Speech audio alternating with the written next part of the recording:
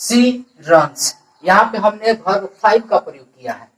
ठीक है, सब्जेक्ट के बाद वर्ब 5 का, इसमें ऑब्जेक्ट नहीं है इसलिए ऑब्जेक्ट नहीं लिखे हैं, सब्जेक्ट प्लस ये वर्ब ही है। ठीक है, यहाँ पे देखिए आई तो ऑलरेडी मैं बता चुका हूं कि आई जो है वो प्लुरल है, इसलिए वर्ब भी, प्रिंसिपल वर्ब भी प्लुरल होना चाहिए। तो यहाँ पे हम प्लुरल वर्ब लगाए हैं। आई टीच, मैं पढ़ाता हूं।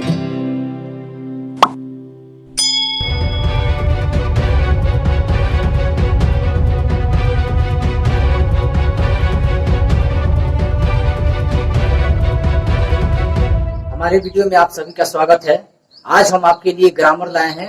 ग्रामर से रिलेटेड हम आपको आज टेंस बताने वाले हैं। टेंस को पढ़ने से पहले कुछ वर्ड्स हम आपको बताना चाहते हैं, यहाँ पे क्लियर करना चाहते हैं। टेंस में वर्ब के 5 रूप होते हैं।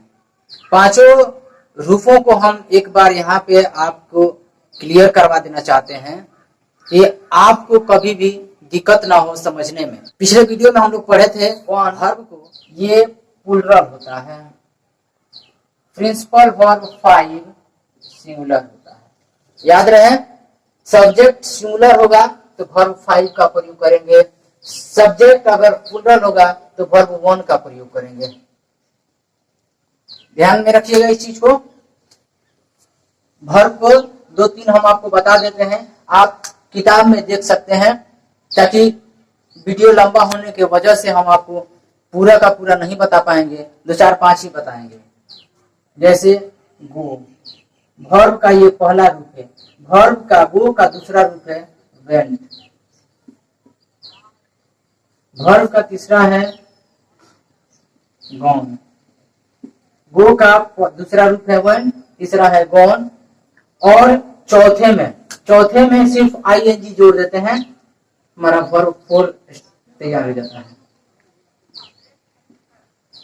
गोइंग, देख रहे हैं, GO, गो में आईएनजी जोड़ दिए हैं। उसके बाद है यहाँ पर गोज,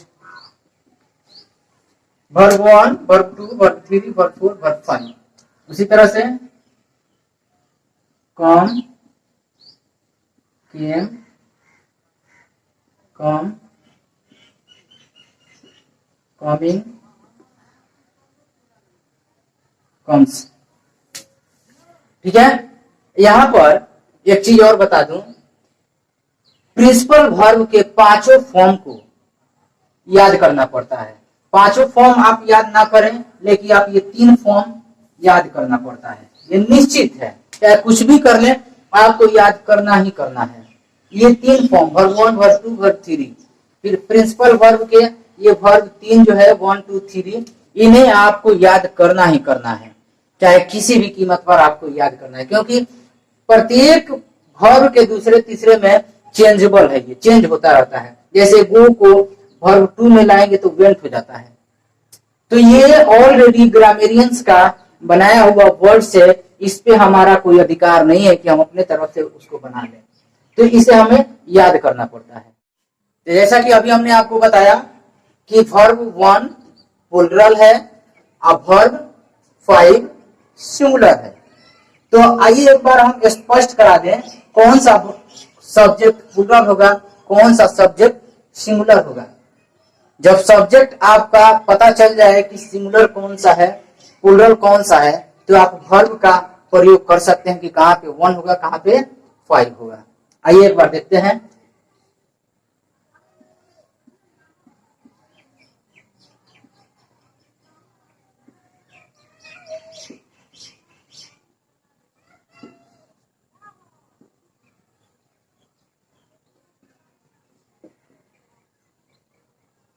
ये हो गया आपका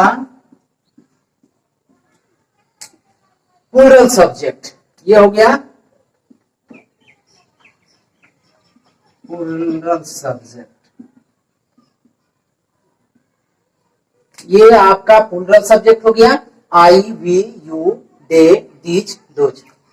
इसके साथ ये हो गए प्रोनाउंस। अब नाउन आएगा सब्जेक्ट के स्थान पे, नेम्स। नेम्स यानी 2 या 2 से अधिक नाम, चाहे जितना हो जाए, 2 हो जाए, 3 हो जाए, 4 हो जाए, 5 हो जाए, चाहे जितना नाम हो जाए, सब्जेक्ट के स्थान पे अगर 2 नाम आ रहा है तो सब्जेक्ट हमारा प्लूरल होगा। 3 नाम आ रहा है, सब्जेक्ट प्लूरल होगा। 4 आ जाए, 5 आ जाए, 6 आ जाए, सब्जेक्ट अब आइए होगा singular subject.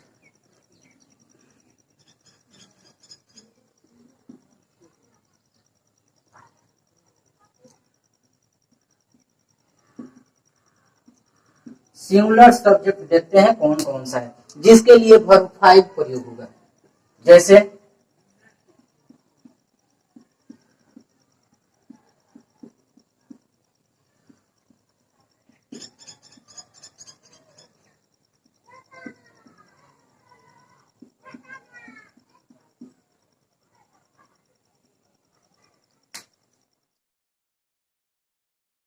he, she, it, this, that, name, ये हमारे सिंगुलर सिंगुलर सब्जेक्ट।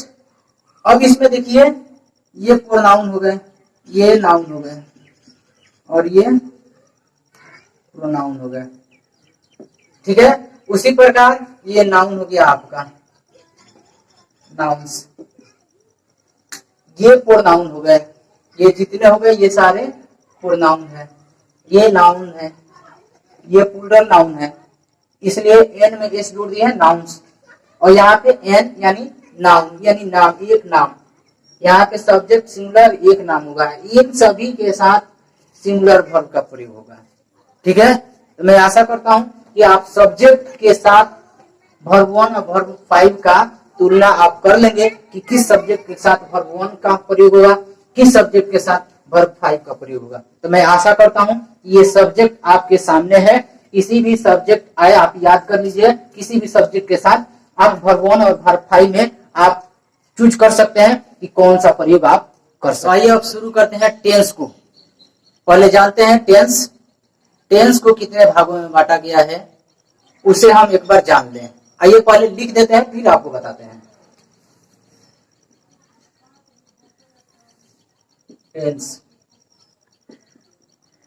काल समय, ठीक है।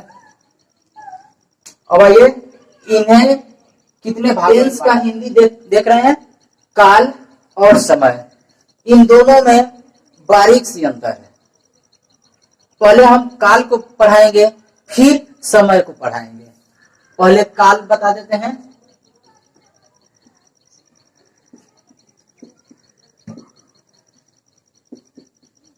वर्तमान काल,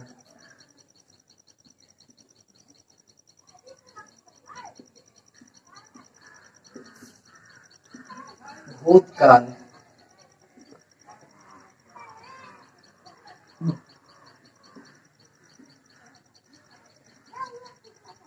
भविष्य काल। ये हो गए काल, मतलब वर्तमान यानी अभी जारी है, अभी जो हम देख रहे हैं बोल रहे हैं, ठीक है, उसे हम वर्तमान कहेंगे। अभी जो चीज हम कर चुके हैं यानी अभी हम पढ़ा रहे थे वो जो बीत गया है, ठीक है, उसे हम भूतकाल कहेंगे। अभी जिस चीज को हम नहीं देखे हैं, नहीं पढ़े हैं, नहीं जानते हैं, वो आने वाला है, उसे हम भविष्य कहेंगे। वो काल, तीन काल को 3 भागों में बांटा गया है। अब इसको समय में बांटा गया है, काल को समय में बांटा गया है।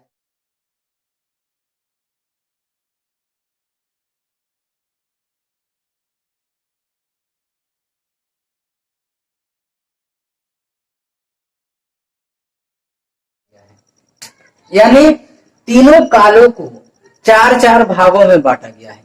यानी समय जो है आपका 12 भाग में बांटा गया है और काल जो है आपका 3 भागों में बांटा गया है। हम आपको बिल्कुल ही नए अंदाज में टेंस को पढ़ाने जा रहे हैं। मुझे लगता है कि आपको इस ढंग से अभी कहीं भी मिला नहीं होगा कैसे पढ़ाना है। मैं आपको टेंस पढ़ाऊंगा गारंटी के साथ कि आप 100% टेंस को समझ पाएंगे और लिख पाएंगे, आप बोल पाएंगे। Present, past, future. प्रेजेंट वर्तमान काल, पास्ट भूतकाल, फ्यूचर भविष्य काल। और इनको 4 भागों में बांटा गया है। जैसे सिंपल प्रेजेंट, सिंपल प्रेजेंट हो गया ये।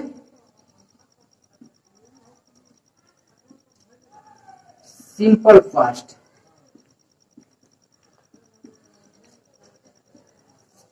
Simple future,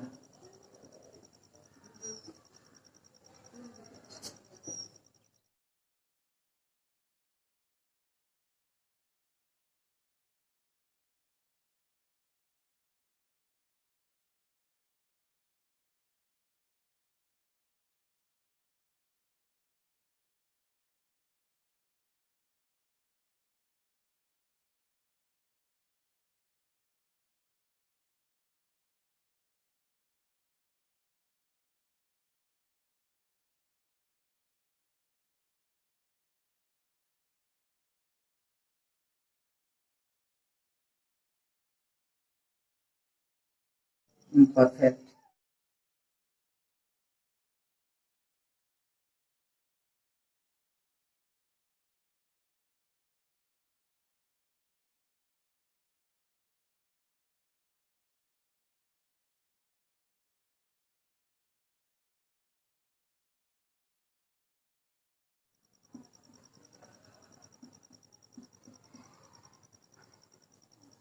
past perfect tense हो गया, और ये आपका हो गया फ्यूचर परफेक्ट टेंस।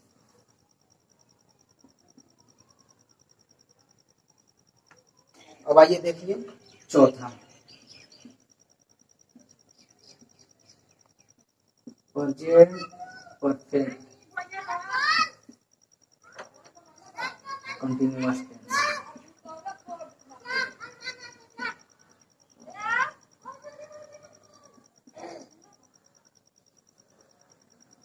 पास्ट का लिखिए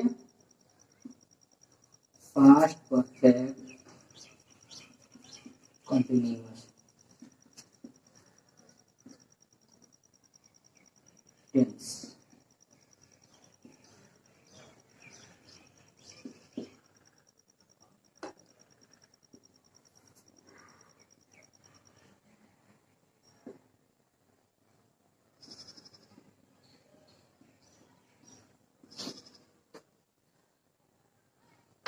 इस तरह से आप सभी समय और काल, उसके नामों को आप देख लिए।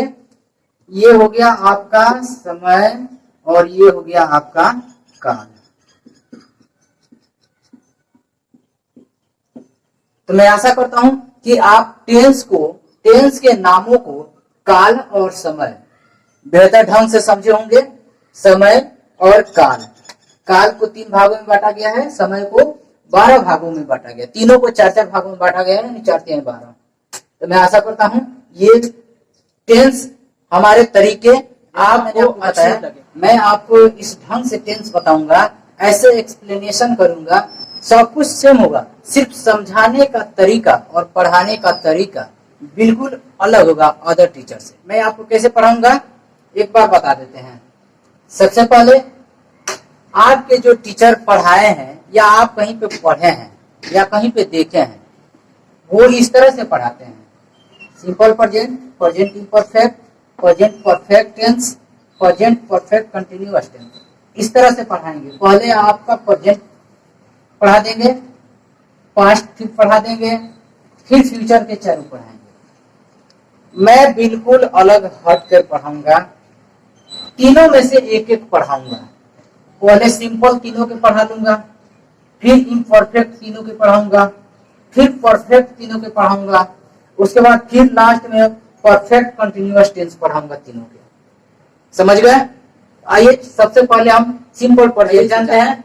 टेंस को, सिंपल प्रेजेंट टेंस को सबसे पहले सिंबल यानी पहचान, किसी भी सेंटेंस की अपनी एक पहचान है, उसका एक सेंस होता है और उसका एक स्ट्रक्चर, बनावट, जैसा कि मैथ पढ़ते हैं उसका एक अपना फॉर्मूला होता है, उस तरह से अंग्रेजी में इसका भी अपना एक बनावट, फॉर्मूला होता है, स्ट्रक्चर होता है। उस स्ट्रक्चर के अनुसार हम उस सेंटेंस को बनाते हैं। ठीक है? जैसे सिंबल को जानिए, उसकी पहचान क्या है। किसी भी सेंटेंस को, किसी भी हिंदी वाक्य को, जैसे कि हम यहाँ पे एक सेंटेंस लिखते हैं, वह पत्र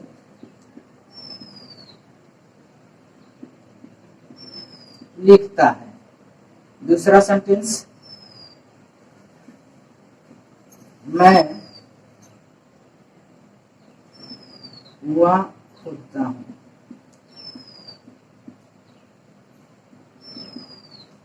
दो सेंटेंस हम आपके सामने रखे हैं, ठीक है। सिंबल क्या कहता है, इसका परिभाषा समझ जाइए। जिस हिंदी वाक्य के, ये एक हिंदी वाक्य है, देख रहे हैं, जिस हिंदी वाक्य की मुख्य क्रिया लिखना ये काम है, ठीक है। यहाँ पे पत्र लिखने का काम हो रहा है, ठीक है ना। क्रिया मतलब काम, यहाँ पे लिखने का काम हो रहा है, यहाँ पे खुदाई का काम हो रहा है। यानी मैं कुआं खोद रहा हूं या खोदता हूं या खोदूंगा इत्यादि जो भी काम है, जिस काम को दर्शाया गया है। यहाँ पे दो वाक्य है, हिंदी वाक्य, उसका कार्य, उसका क्रिया, इसमें लिखना और इसमें खोदना, ठीक है। तो यहाँ पे कह रहा है सिंबल कि जिस हिंदी वाक्य के मुख्य क्रिया के अंत में, मुख्य क्रिया के अंत में ये क्रिया है, मुख्य क्रिया के अंत में ता है, ती है, ते हो, ती हो, ता हूं, ती हूं, ते हैं, ती हैं इत्यादि में से कोई एक दिया हो, ठीक है। तो इन सभी में से एक दिया है, ये वाला देख रहे हैं। यहाँ पर ता है, यहाँ पे ता है, ता है। अब सेंस समझ, इसका सेंस ये कहता है कि सिंपल प्रेजेंट में वैसे वाक्यों का प्रयोग हम करते हैं जिस काम को बार बार होता हो, किया जाता हो। जैसे मैं यूट्यूबर, मैं वीडियो बनाता हूं, क्या करता हूं, मैं वीडियो बनाता हूं। अब एक ही वीडियो में बना करके नहीं छोड़ दिया हूं, मैं रोज वीडियो बनाता हूं, ये मेरा काम है, ठीक है। तो मैं वीडियो बनाता हूं, तो ये किस सेंटेंस में आ गया, ये सिंपल प्रेजेंट में आ गया। किस में आ गया, सिंपल प्रेजेंट में। यानी मेरा जो काम है बार बार होता है, रोज होता है। जैसे कोई काम हम कर रहे हैं, ये हम क्या करते हैं, पढ़ाने का काम करते हैं, तो रोज मेरा ये काम जो है रोज रोज होता है। तो मैं पढ़ाता हूँ, क्या काम करता हूँ जी, मैं पढ़ाता हूँ, मेरा काम है पढ़ाने का, समझ गए। तो मेरा जो पढ़ाने का काम है ये रोज रोज का काम है, समझ गए। मैं रोज 8 घंटा काम करता हूँ, या मैं रोज पढ़ाता हूँ, मैं रोज लिखता हूँ, मैं रोज दौड़ता हूँ, मैं रोज टहलता हूँ। यानी रोज का काम है मेरा टहलना, रोज का काम है मेरा लिखना, रोज का काम है मेरा टहलना, लिखना, पढ़ाना इत्यादि मेरा काम है। यानी कोई कहता है कि मैं हर 2 घंटा के बाद, हर 2 घंटा के बाद मैं पत्र लिखता हूं, तो उसका काम है हर घंटे, 1 घंटे के बाद, 2 घंटे के बाद उसका काम होता है। यानी वो काम कर रहा है कंटिन्यू, उसका काम समय के बाद, कुछ समय के बाद अपना काम जारी रखता है, ठीक है। तो मैं समझता हूं कि आप बेहतर ढंग से इस सिंबल को आप पहचान गए हो, सेंस को समझ गए होंगे। स्ट्रक्चर याद रखिएगा, स्ट्रक्चर है सब्जेक्ट, वर्ब 1 या वर्ब 5, ठीक है, वर्ब 1 या वर्ब 5, समझ गए, प्लस ऑब्जेक्ट। आइए देखते हैं कैसे। हम पहले बता दिए थे सब्जेक्ट के बारे में, सब्जेक्ट सिंगुलर होगा तो वर्ब है, तो वर्ब 1 का प्रयोग करेंगे, समझ गया। देखिए पहले सब्जेक्ट यहाँ पर सिंगुलर है, सब्जेक्ट यहाँ पर सिंगुलर है, ही का प्रयोग कर रहे हैं, लड़का है। अगर यहाँ पे लिखती है तो यहाँ पे हम सी का प्रयोग करते हैं, ही। अब लिखना का अंग्रेजी होता है वर्ब, क्रिया, ये सब्जेक्ट हो गया। अब लिखना, लिखना यानी मुख्य क्रिया लास्ट में रहता है, मुख्य क्रिया हमेशा लास्ट में रहता है, ठीक है।